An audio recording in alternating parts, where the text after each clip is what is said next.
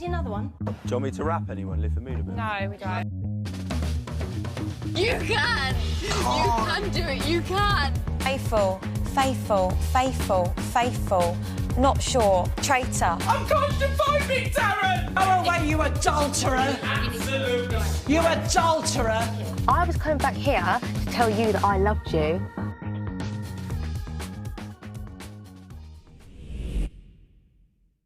Welcome to another episode of Unscripted, the reality TV podcast with your host Josh, Tyler. And Russell. So, do we think Harry deserved it?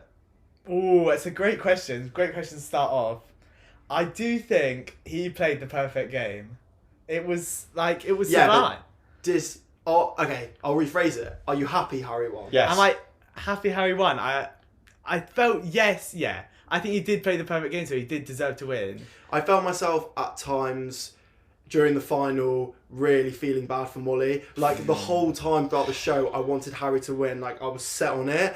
I heard some people saying that he was the villain, but for me, I saw him more as the protagonist throughout the whole thing. Like I felt like he was the main character. I didn't see him as the baddie. I just saw him as the deserved winner and the main character. Yeah. But then during the final, there was quite a few times I really found myself feeling for Molly. She just, bless her, like she just seemed really like fooled by him, and I just, I really kind of wanted her to take the win at certain points. It was gut wrenching, like seeing her walk off, and you just see it in her face, like she just knew instantly, and she kind of like must have been rolling back through everything that had happened over the last couple of weeks, and the way that Harry manipulated her. And yeah, I was happy that Harry won. I think he played a great game, so he probably deserved to take the money. But he's like real people, and he had real connections with people, so.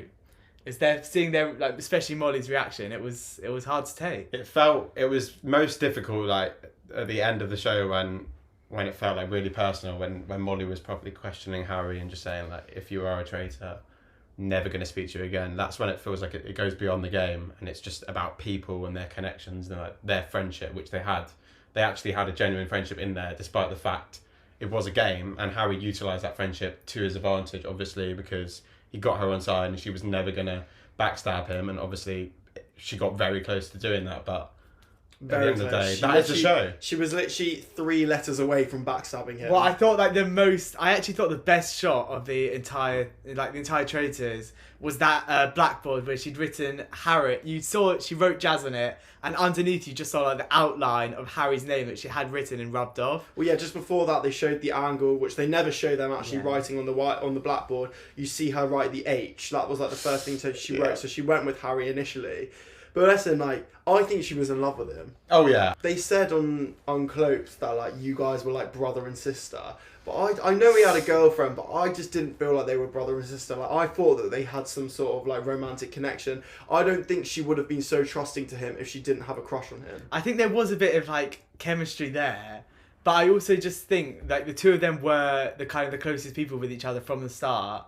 And in her head, she was like, you pick that one person who you think, if I'm at the end and I'm standing with them, that's who I'm going to back. And for her, that was Harry. And Harry, really kept up that bond. And it was so crucial to him winning in the end. Yeah. Well, we're going to get more onto Traitors in a bit. But I think, as we always do, our first segment of this podcast is Reality Recap, where we discuss our most memorable moments from the week. So I think I'll start this week. And I was going to start.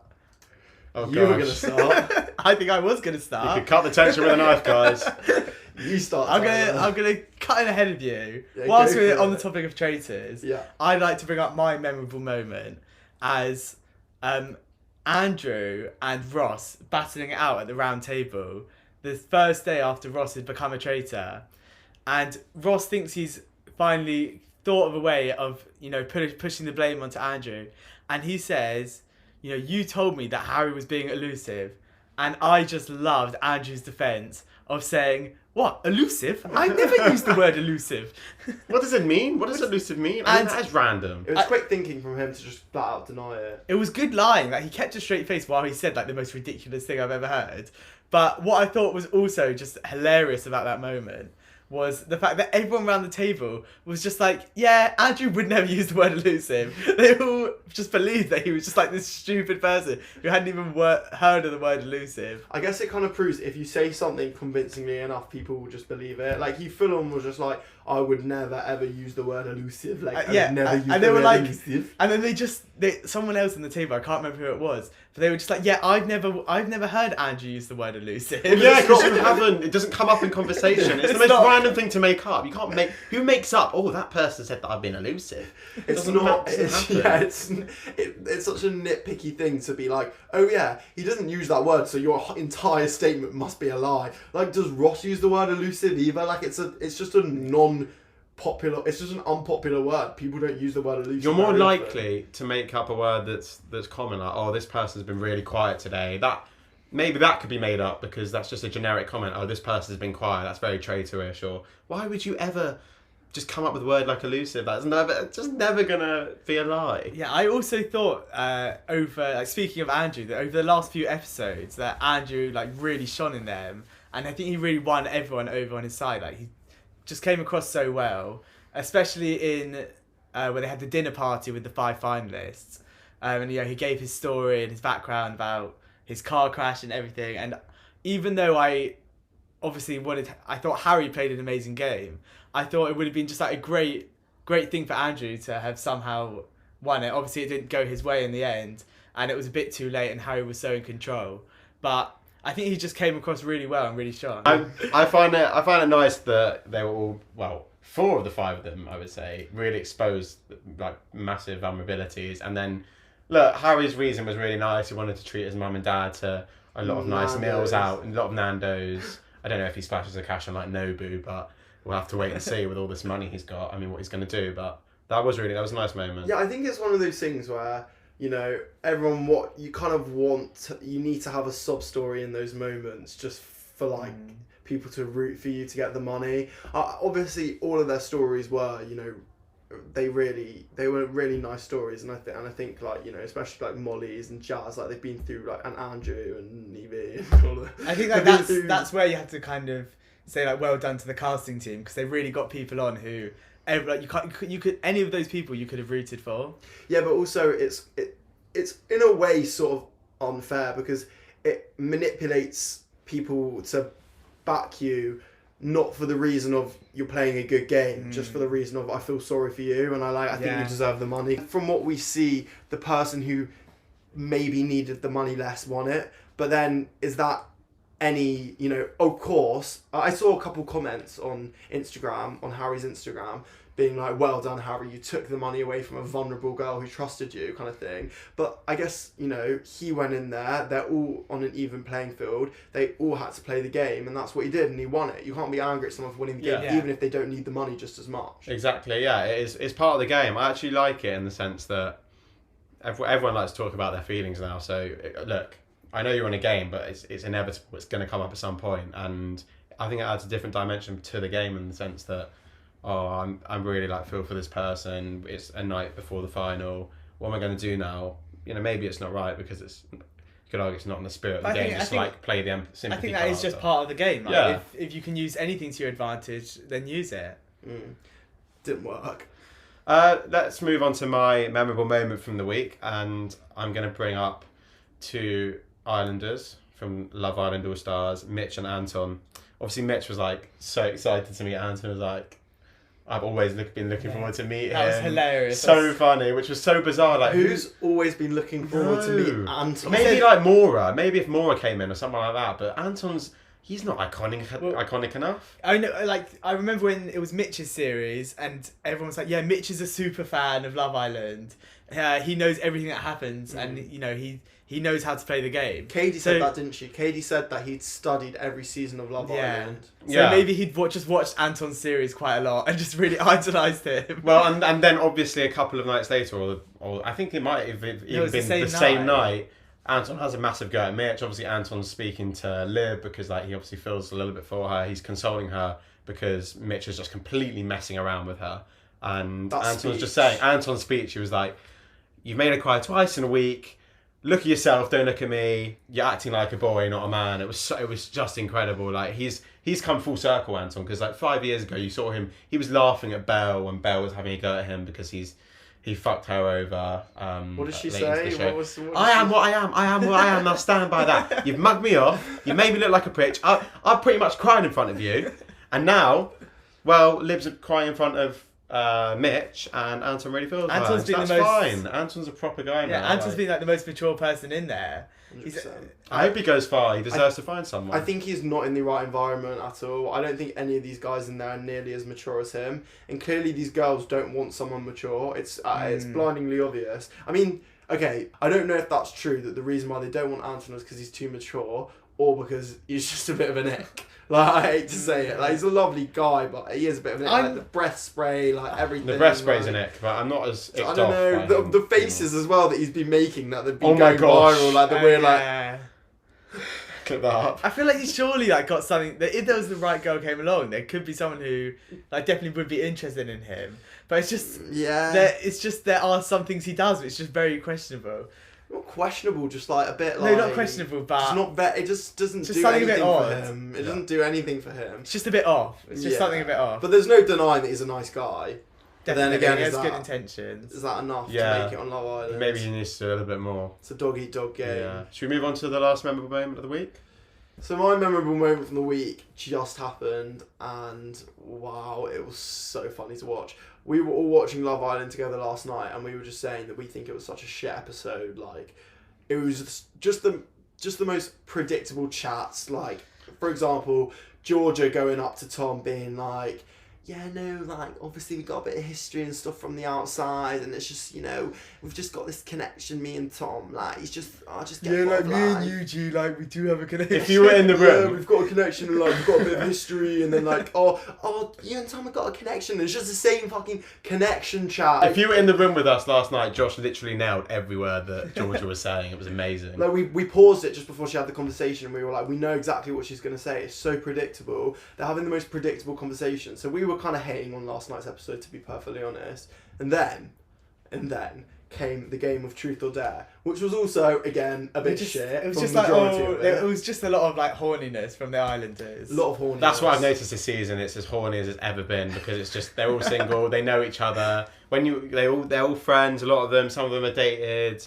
Chris as well. Oh my god. Like go do a striptease. Like get with the two guys who you think are like the sexiest. Like I know, it's just like a weird excuse to just like neck on with each other basically and like, rub their naked bodies against each other kind of thing when they could just kind it of feels like they've been deprived of this their whole lives, and it's like the first time they can let loose. But realistically, they've had plenty of opportunities to let loose before. Plenty of opportunities. Yeah. Well, that actually segues nicely onto this memorable moment because someone maybe let loose a bit too much, and that was Callum when he revealed that he had shagged 16 people since he broke up with Molly. That was... What do we think of that? 6 months ago. I mean, that's a lot. And he said he was like traveling for a month, but do you think he was honest about the number? Could have been more. So this is that's my kind of theory with it.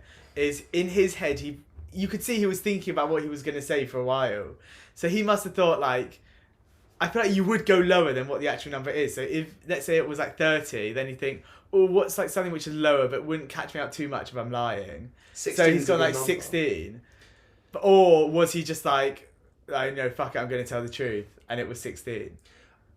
He seems quite truthful and also a bit oblivious. So potentially he did just say 16 thinking that it's not that bad. But you just don't say that when your ex-girlfriend's sitting right there. She's probably not slept with many people since the breakup. So anything he said... I remember just before he said it, she was like, 1, 2, 3, 4, 5, like kind of joking, thinking like 5 is as high as it's going to go. And then he triples it and pluses 1. Well, we were all like sat together watching it. And I think we were all thinking like, what's he going to say? Like 5, 6, 7. Thinking like even that would be a bit of like a low blow for her. And then he just came out and said... 16 and our faces are just... He wanted a ruthless one. He asked Anton. Well, Anton went in with the question, didn't he? But I think, did Callum get asked a question before that was just not Callum was at all? asked a question about like who are you most attracted to. Yeah. And he's like, no, go on, give me a ruthless one. Yeah. And you know, Anton, fair play to him, he went for it. He took the opportunity. He made his bed, and now he's lying in it. He made 16 beds, and now he's lying in 16 beds. Where do we think it's going to go from there with him and Molly? Like, or just with maybe...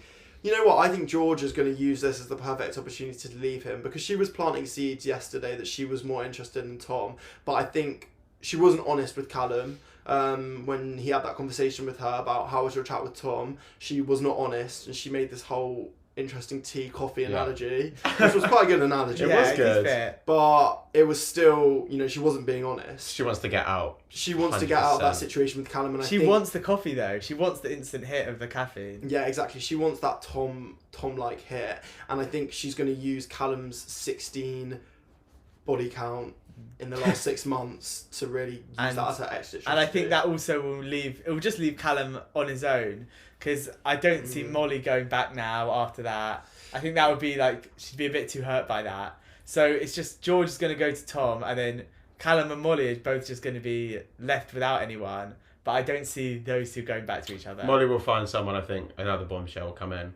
Maybe there'll be a couple more that come in. Every bombshell that comes in goes for Molly Georgia. Yeah, Georgia and Molly and Arabella a bit. So that was a really dramatic ending. But one thing that I think about Love Island is they literally make a dramatic ending out of anything. Like, it can be the least dramatic moment ever. Literally nothing happens. Someone asks someone to get them a peanut butter sandwich, and then they say that they have run out of peanut butter, and it turns into the most dramatic ending. They've really got the formula down. You just slow down a pop song, make it dramatic, and put that in the background, and we're all on the edge of our seat. It works so well. Na, na, na, na, na, na. I'm gonna start a fight. Okay, let's try it now. Let's see if it works. Tyler. He's gonna have a peanut butter sandwich.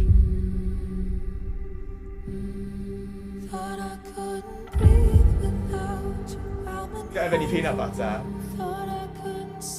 You don't have any peanut butter? No, we've just run out. I saw peanut butter. I think you're lying. I think I saw peanut butter on the daybed. I think one of you's lying. No, I promise you, no, I swear it isn't, I swear. How many peanut butters have you seen since you've been in here?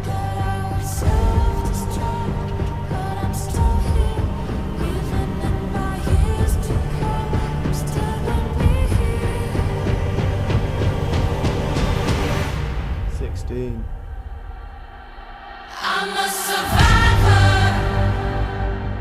I'm not gonna give up. Tomorrow night, the Islanders find themselves in a sticky situation. I'm gonna work harder. Well, that was good.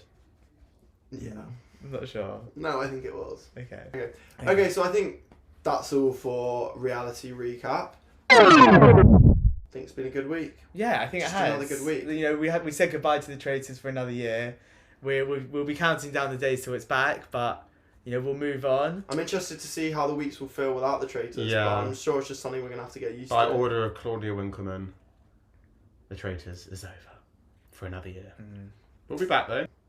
Time flies when you're making a podcast.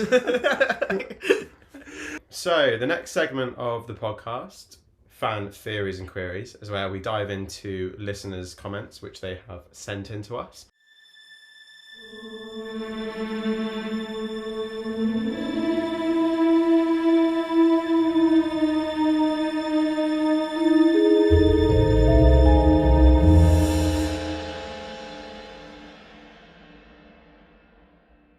So I've got a theory from Jay from Shropshire, who's talking about Jazz from the Traitors, and he says that Jazz was able to doubt pretty much everyone, but maybe it backfired as he didn't warn Evie, for example, about Harry until the banishment at the final.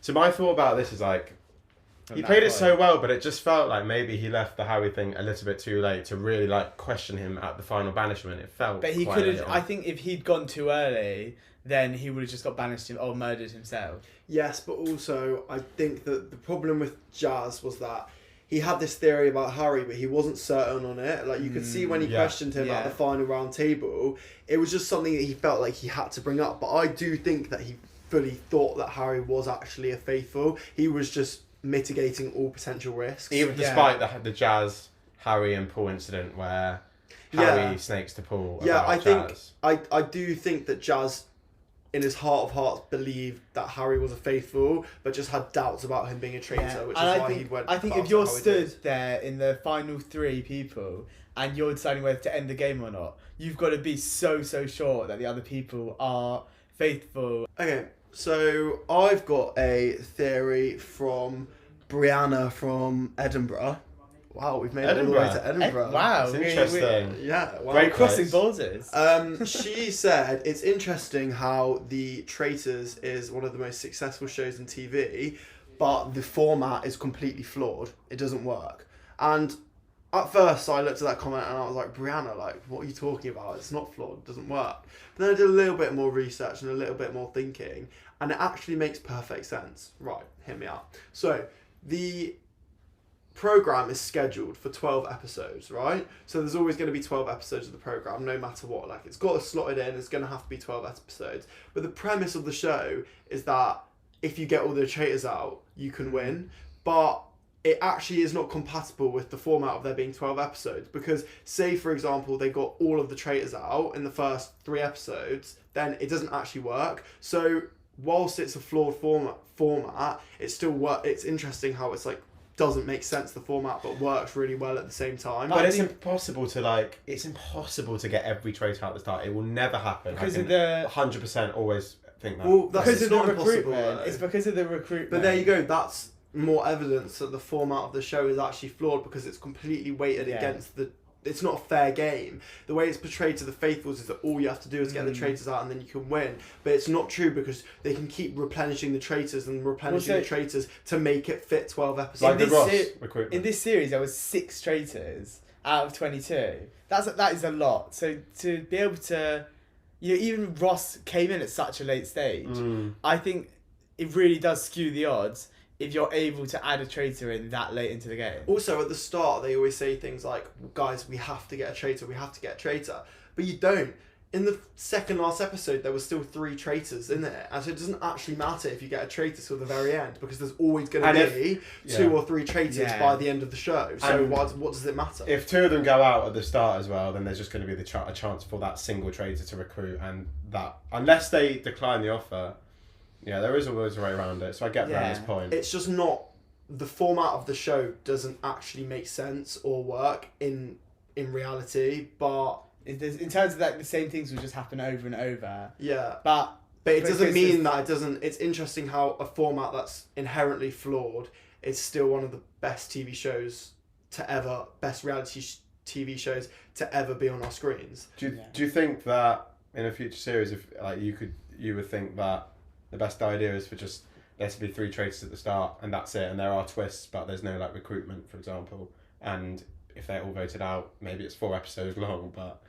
Well, no, because when the production companies, when they give them their slot, like, for example, the way it will work was ITV will work with the production company, like Studio Lambert, who like produces the Traitors, and say like, you've got a 12 episode slot, you have to fill 12 episodes. So they have to create a show that fills 12 episodes.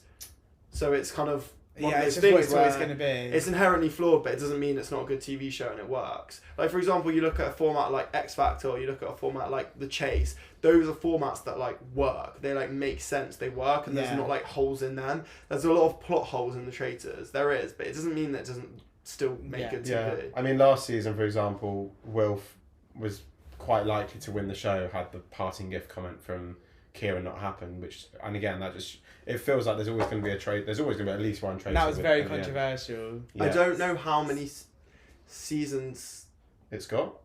This can go on. Well, on the Uncloaked, Claudia said that she initially said, I think we should just leave this as 1 season.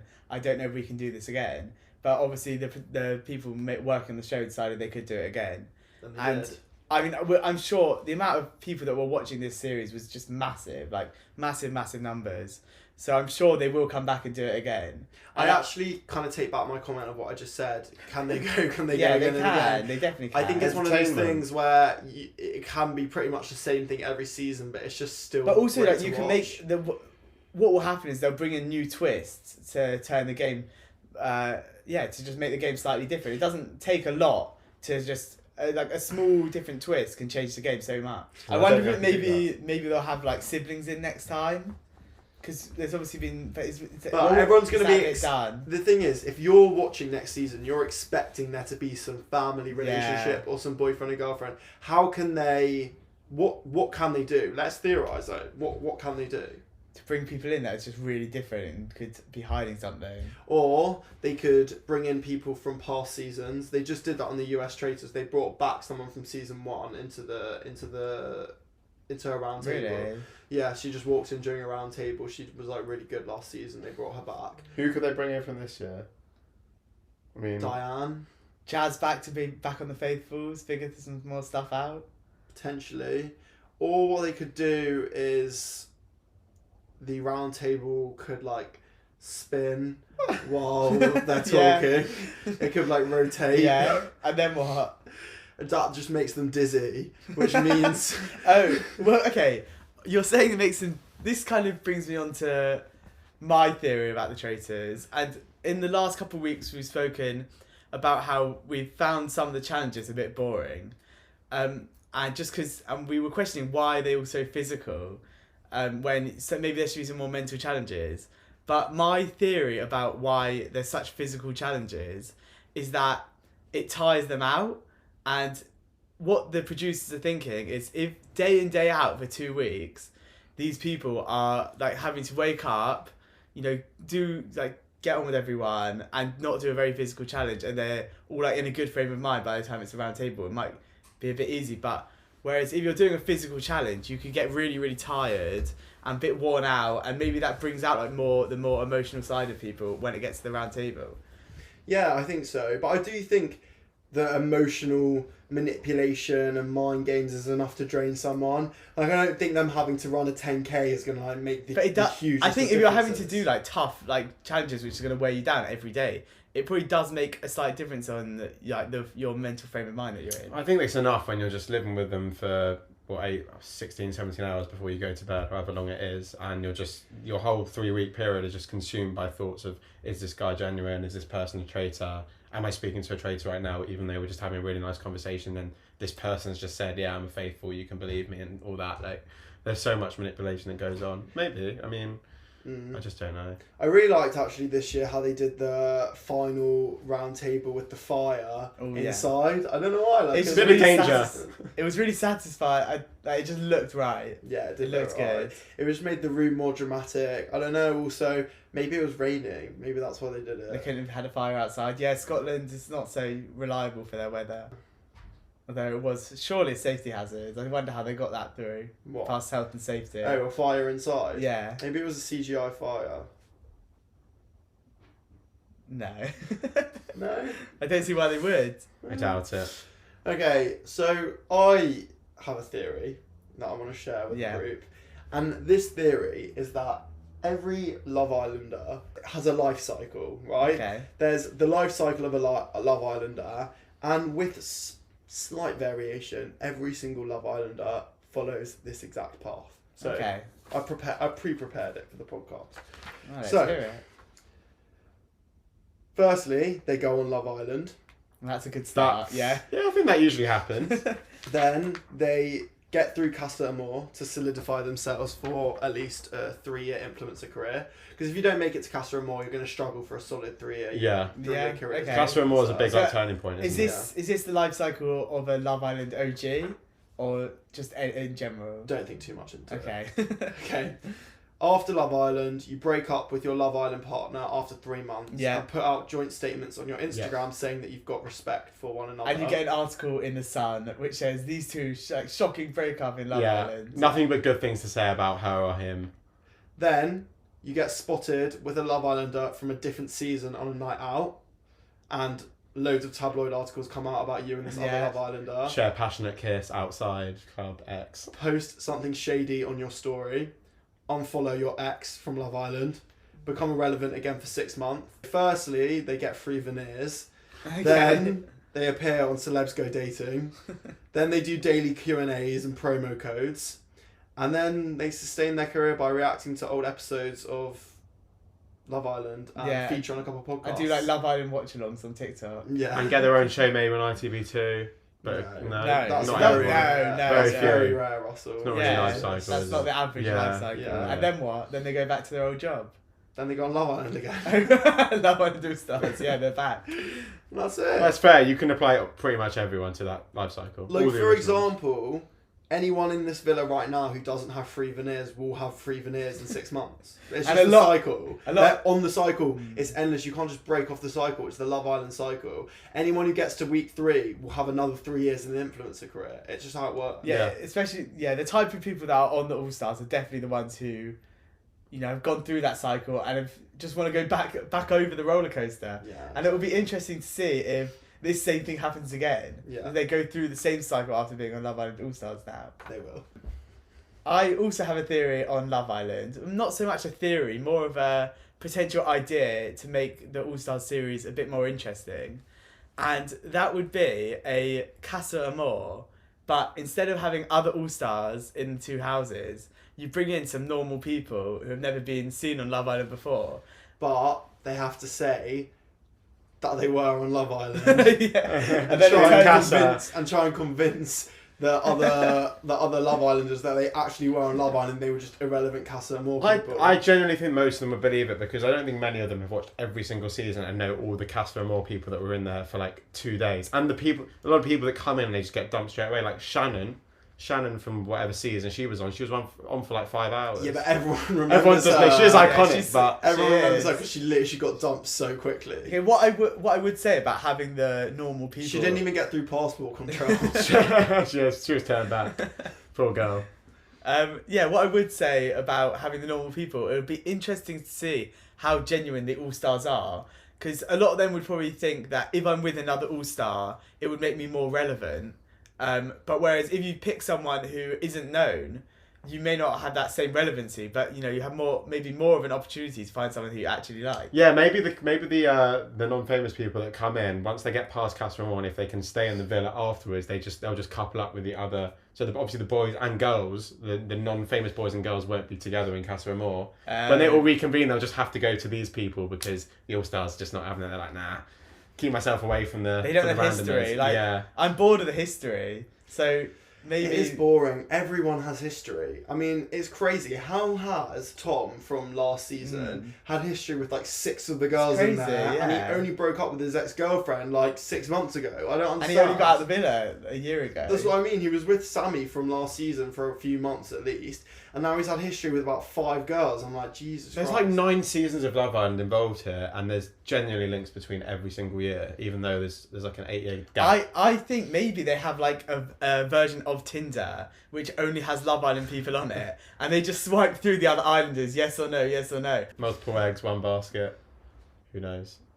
Multiple eggs, one basket. So those were some really interesting theories and queries, guys. Yeah, it was great. I keep them coming. Send more in. I love hearing from the listeners. We got Shropshire, Edinburgh. What's next? Honestly, we should go global. We'd Burkina love to hear Faso? We Yeah. actually have Vietnam. listeners in Ireland. We have listeners in Vietnam. We have listeners in Italy, and we have In listeners Australia? in America. And Australia, I think. In It Australia. came up, yeah. It was like 2% in Australia. Really? The next segment of the podcast is Reality Rewind, where Yeah, it's a new segment.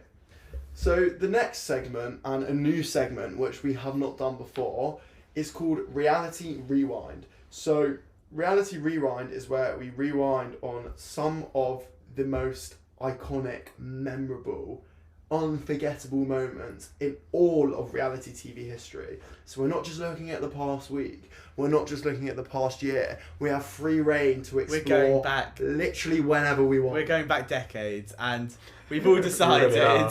there's only one place to start, and that is with the reality clip, which is You can't say a word. Nothing. David's dead. is that? You can't do that. I don't even know where to start here, guys. There is a lot to be said. It's insane. So in the Celebrity Big Brother house, we had Angie Bowie, who was David Bowie's ex-wife and manager, and she was told the news by producers that David Bowie had sadly passed away from cancer. And she had shared that news with John from EastEnders, and she'd also shared that news with David Guest. But interestingly, on the same day, David Guest was not feeling well, so he took the bit of a time out, went for a nap in the bedroom, and John, the other person who knew this piece of information, was in the shower. So it set the path up nicely for chaos to ensue. So Angie was in the kitchen, Tiffany being, you know, bit of an empath, kind of could sense something wasn't wrong with Angie, you know. She had like the teary eyes. Teary eyes, the black ribbons in her hair. What's going on, Angie? How are you? Are you okay? Angie says, come here, honey, I need to tell you something. So they go and they sit down, and Angie explains to her that David is dead. Angie thinking that Tiffany would realise her ex-husband, David, but Tiffany immediately misunderstands and thinks that David Guest, who's napping in the bedroom because he's ill, is dead. And in your mind, if you think someone that you're living with in the Big Brother house has suddenly died and you can't tell anyone, like, you would be freaking out. Her reaction, obviously she is someone who, you know, as Angie said, like, she screams and shouts. But I think you would scream and shout if that's what you thought had happened. But also, I think you would probably sit down, right? I mean, the rational part of me thinks that I would sit down and ask a few more questions before I acted like that. You know, she went crazy straight away. There was no controlling her at that point. Yeah. She heard what she heard. Yeah, and then she went off on a rampage. If it was David Guest, the housemates would have been gathers or something. There's no way that just one person would have found out about David Guest's death, and then she would have the job of telling everyone. Yeah, that's never going to happen as well. Like, it's really true. Obviously, they'd be like, "This is Big Brother. Can all housemates gather at the sofa?" Rather than, "Oh yeah, we're just going to pull Angie Bowie into the dining room." Yeah, so David Guest just passed away from cancer. Don't know if you want to let everyone know. If you don't, that's a bit weird because he's in the bed. I think you should go and tell Tiffany, but like, only tell Tiffany and make sure no one else knows, because we're going to let them know another way. Yeah, it's like, It felt like really bizarre to think that the producer would just like plant this information as a little bit of like gossip that someone literally in the house is dead is crazy. And the fact that Tiffany thinks that this would be Angie's responsibility to pass them information on to her, when you really look back on it, you're like what was she thinking? But to be honest with you, we just rewatched this clip before, and we kind of decided that the real villain in this was Daniela Westbrook. She was the absolute villain in this, in my opinion. Obviously, everything kicked off, and everyone was like, oh my god, David's dead. They all ran to the bedroom to go check on him, and meanwhile he's just having a nap. And that's another funny thing, because if someone had died, there's no way that the producers are just going to leave him in his bedroom, like, dying. And the fact, obviously, they did look, and he was alive. That's just funny. And David didn't even wake up. He just was sleeping. Did they expect the contestants to, like, bury him in the back garden, which is in the AstroTurf, which is even real? Today's task. In, like, the middle of Boreham Wood, just to, like, bury David Guest. She was so emotional. She comes running into everyone when she realises that there's been such a misunderstanding. And I think also, like, we take a step back. When she was explaining it to people, she just ran up and said, she just told me David's dead. And then you see Christopher Maloney, and he's like, David. David. And then she's like, yes! And then that's when they all started running. No, but the reason why I think Daniela Westbrook is like the main villain is because she went and got it clarified with Angie Bowie. Angie. Angie was like, no, it was my ex-husband, David Bowie. She had the opportunity to diffuse the situation. But she, for some reason, conveniently ignored that information and then went back out and decided to like shit stir even further and be like, she's sick. She needs to be taken out of here. But we were like, you've literally just been fed the correct piece of information. Anyway, it all calmed down eventually. But I think it's solidified itself as one of the most iconic moments. Yeah, I mean, I'd like to also like have a mention to obviously what happened after this, months after the show. So David Guest decided after the show he was going to go on tour, and he decided to name that tour David Guest is not dead, but alive with soul. And sadly, Very sadly. sadly, but also, I think you had to say comedically, he did die 3 months later. From a stroke.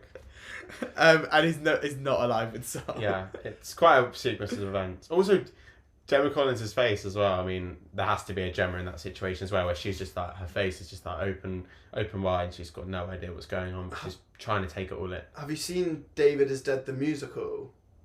Oh yeah, I did. So there was the Bad Education reboot, which was pretty terrible. To be honest. It wasn't good. But the only good moment from that reboot was they put on a school play and did David is Dead the musical, and it's really good. So I highly recommend. Okay, I'll have to check. I'll have a look. Listen. I don't think David ever, when he was in there, he never really addressed the situation. He was just sleeping, and he didn't even wake up when he must have heard what was going on. And then literally a couple of days later, he left on medical grounds. I can tell you something else about what happened afterwards, on top of that. So, a few weeks after the show had ended, Tiffany Pollard had a merch store online, and she decided to start making t-shirts which said David is dead on the front. And obviously this sparked huge controversy because, David Bowie had actually died. Yeah. And she was just like trying to, make profit out of it, saying David's dead. I think after this happened, she stopped selling them. But it's just a lack of judgment from everyone involved. All power to her. Do you think? I think she should make every single last cent from that moment. Like, it was incredible. Why wouldn't you just... I would still buy that merch today. Genuinely. I think David Bowie should be thanking her, to be honest with you, for creating such... No one will ever forget about David Bowie's death now. Like, I know... Well, I think they wouldn't have anyway. It was quite unforgettable. Yeah. Well, now it's one of the most... But also... Angie Bowie went on to Loose Woman after this, right? And one of the Loose Women said to her, Did you ever think at any point that the producers were just like trying to mess you around here by telling you that your ex-husband had died of cancer? Like, did you think at any point that the producers were just like trying to like pull your leg here? Like, what kind of level of, like, what interviewing school did the Loose Women go to? Genuinely, like, what type of shit interviewing is that? Obviously not. Like, no one would think that the Big Brother producers would pretend to her that her ex-husband died of cancer as a task or some sort of challenge. Like, seriously, the particular Loose Woman who said that is for some reason still on Loose Woman. Mean, she shouldn't be. Even if there's one evil producer, I think their intrusive thoughts wouldn't win. Think about the Ofcom complaints. That's horrific. I'm sorry. That is horrendous. But that's Loose Woman for you. Yeah, and that's David is Dead. That's David is Dead. We've covered it. I did, every time I go back and watch it, it's just the most unbelievable thing. I can watch it so many times and I have like the same reaction every time. Just if you haven't watched it, I would highly suggest you go back and watch it now. All 7 minutes of it. All 7 minutes of it. It flies by. Yeah. It does. Flies by. You'll genuinely pick up things that we probably haven't even addressed because there's just so much going on. Yeah, we couldn't possibly address everything. Okay, so that was our first reality rewind. I think it was quite successful. Yeah, if you have any moments which you want us to feature for our upcoming reality rewinds, please do not hesitate to let us know. Yeah, definitely send them in. We've obviously got a lot of options we're looking at, but we'd be happy to hear any of your suggestions and give them a go. I went to Asda on my lunch break yesterday, and I said to my colleague, "Do you want anything from Asda?" Usually he doesn't bring in lunch, and I was just expecting him to say, "Yeah, can you get me a sandwich?" He sends me all of this to get. What is it? Go on, read it out. Oh my god, this is going to take a while. We got Butterkiss salted microwave popcorn 3-pack, Asda dairy fudge sweets, Werther's original creamy filling sweets, Swizzles drumstick squashies, rhubarb and custard. We've also got strawberry and cream. We've got some Frutella Juicy Chews, 170 grams, Frutella berries and cherry, Frutella Joystick sweets, Dolly mixture sweets, bubblegum sweets. We've got Asda jelly box sweets. We've got Asda shrimps and bananas foam sweets, Asda milk bottles, Asda fizzy rainbow belts, Asda cherry jellies, Asda cola wands, Asda strawberry cables, and last but not least, Asda fizzy cola bottles. I mean, look, fair play. If you do want to stack up your sweet straw, that's the way to go. I just think when if someone's saying that, oh, I'm probably to the shops, do you want me to get anything? You go like, yeah, or can you just like grab me a sandwich or something? Like, something easy, quick. I just felt very awkward. I just felt very awkward, like walking around with like 20 lots of And you sweets, got, like a little kid. You had to like rummage through all the shelves to find all these exact sweets. When you asked him, was he like, yeah, I would actually like them? Then he listed all of those, or did he like send it to you? He sent it to me, but I was warned that he was like, I could do with a few things, but he could have come with, but I was happy to just sort of go on my own. I wanted time to reflect on my day. How long did you spend like searching for all these different Genuinely sweets? did take a bit of time. I probably almost overdid my lunch break, but So I would probably, if I were you, I wouldn't be like offering it again. No, I wouldn't be offering him. no, I mean it's taking liberties. it's quite specific as well. Every single thing. Did he pay you back? He did pay me back. Okay. He's good Well, with there you that. go. There But you go. it's more. Did he pay you back in the time that you spent? I don't think so.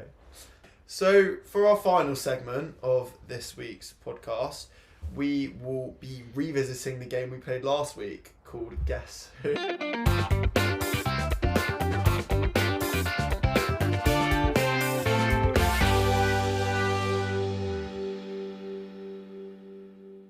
I had a lot of fun last week. I had a lot of fun as well. Our guesses weren't so great. I think there We was got a couple, Simon Cowell at the end, didn't we? yeah, but there was a couple where I said the names, but I got in my own head. I stuck myself out. Oh, I heard one of our listeners, Jerry. He got all three. Really? Yeah. Wow. He got all three. How That's impressive really is that? impressive, Jerry. Yeah, well done, Jerry. Shouts out to you, Jerry. Who wants to go first with their Guess Who? I'll go first. Yeah. Okay. Yeah. Clue number one. This reality star from the UK now lives in Australia with his baby wife.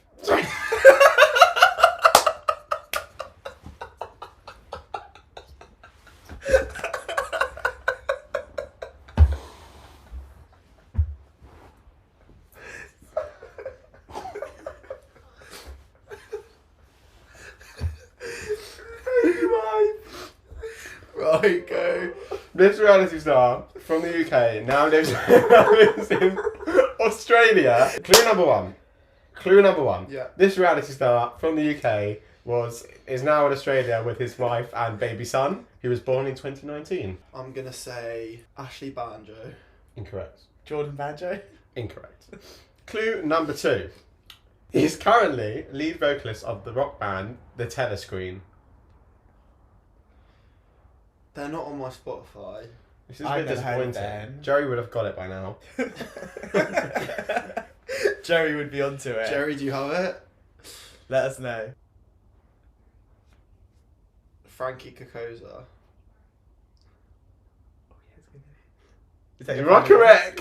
No way! Yeah. What? Jerry over here. How on earth have you got that? Am I actually correct? You're correct. He's taken on the spirit of Jerry, and he smashed it.